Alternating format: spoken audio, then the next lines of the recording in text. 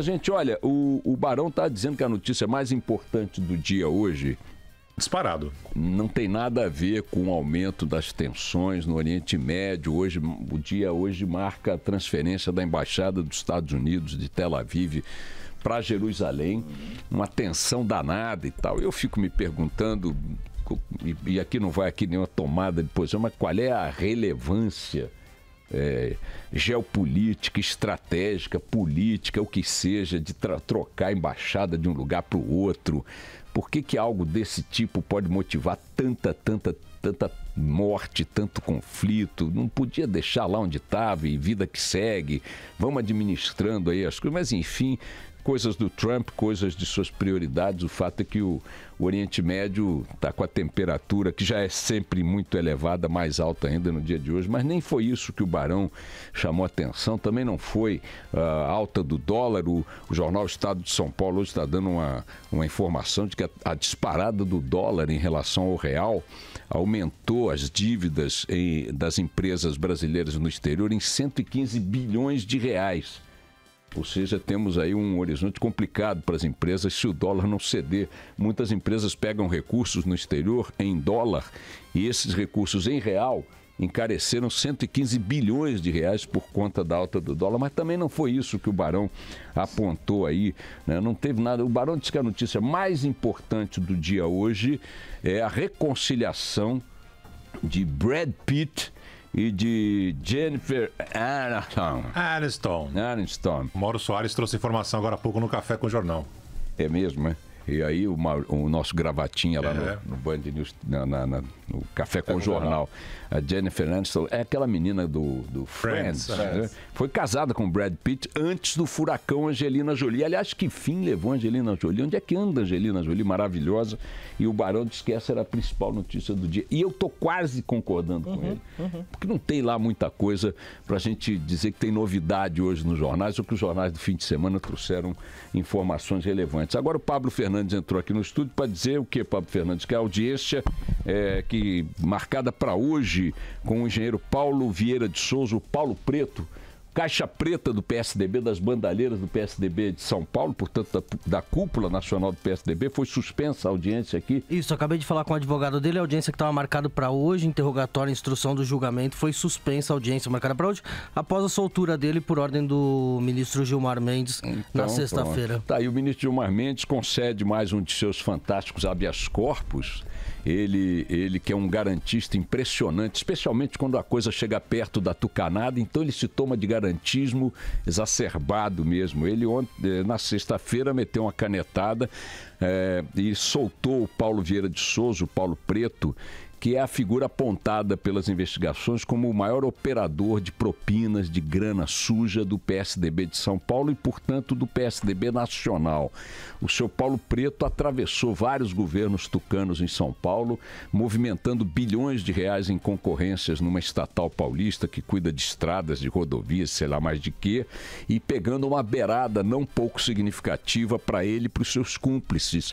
E as investigações tentam saber com ele, já que ele foi flagrado com as contas no exterior de origem não explicada, quem são os outros beneficiários. Quando a coisa está chegando perto de um determinado resultado, entra o Batman com a sua capa salvadora Gilmar Mendes e manda soltar o Paulo Preto na sexta-feira. Hoje, 2 dias depois, um dia útil depois, Paulo Preto teria que comparecer a uma audiência na Justiça Federal de São Paulo e há indicações de que ele estava com a intenção de negociar um acordo de delação premiada. Afinal de contas, como é que um cara desse, servidor público, executivo de uma empresa pública, que teve seu cargo renovado por sucessivos governadores do PSDB em São Paulo, inclusive o Alckmin, atual candidato à presidência da República, como é que um servidor público é flagrado, comprovadamente, com 113 milhões de reais em contas em paraísos fiscais, depois de terem passado pela Suíça? Quem está apontando o dedo para Paulo Preto, dizendo que ele está com essa fortuna lá fora, não são os incontroláveis promotores da Lava Jato, não são os algozes do partido da polícia, não. É a promotoria suíça Avisou aqui, a polícia daqui, a promotoria daqui, o sítio, esse cara está com 113 milhões, esteve aqui com 113 milhões, mandou para paraísos fiscais. Enquanto todo mundo tinha que estar mobilizado para perguntar ao seu Paulo Preto, uma pergunta simples: de onde veio esse dinheiro? Quem propiciou ao senhor conseguir essa grana? Com quem o senhor dividia a grana? Porque se o senhor tem 113 milhões em seu nome, imagina quanto não passou por sua mão e foi para outros nomes. E estas perguntas não são colocadas porque mobiliza-se a lógica do não-toquismo, do garantismo, essa coisa maravilhosa que mobiliza o ministro Gilmar Mendes e alguns de seus pares no Supremo agora, sempre que a coisa chega no andar de cima. No andar de baixo da carceragem brasileira, o couro continua comendo. Mas é impressionante como eles são tomados do legalismo garantista quando a pressão da Lava Jato ou de outras operações contra a corrupção se aproxima de gente que encosta um pouco na copa e na cozinha desse pessoal. É impressionante, politicamente falando.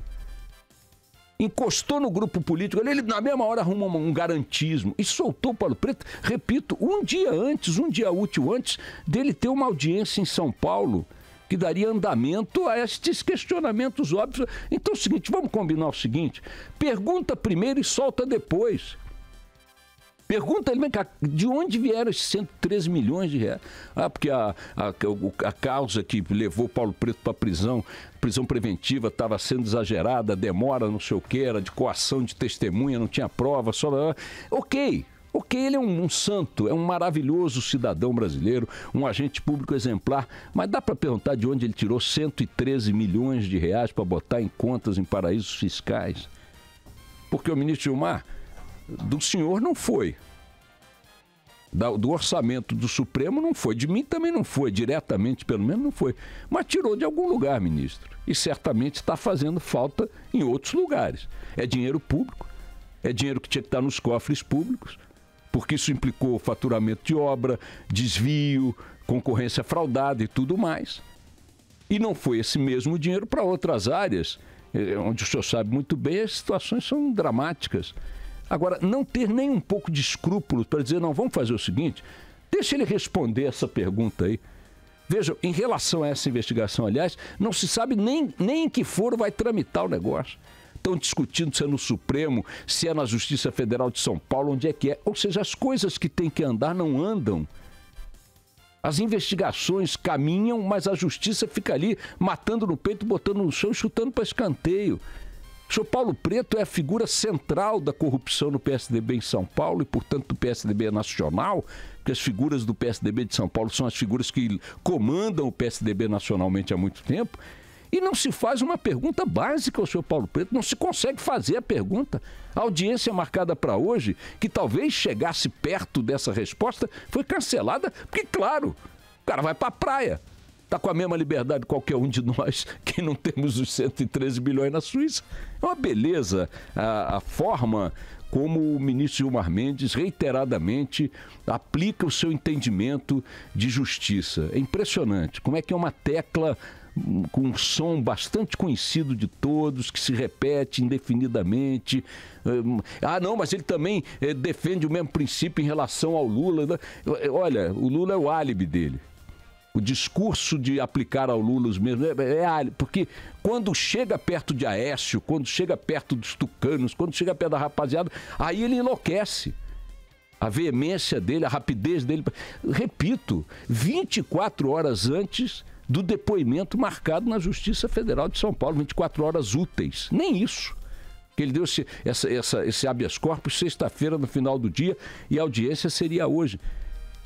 Em termos de horas úteis, de dias úteis, nem 24 horas antes. É incrível, é simplesmente impressionante. Bom, minha gente, vamos tocar o barquinho, que hoje não tem notícia mesmo. Vamos nessa.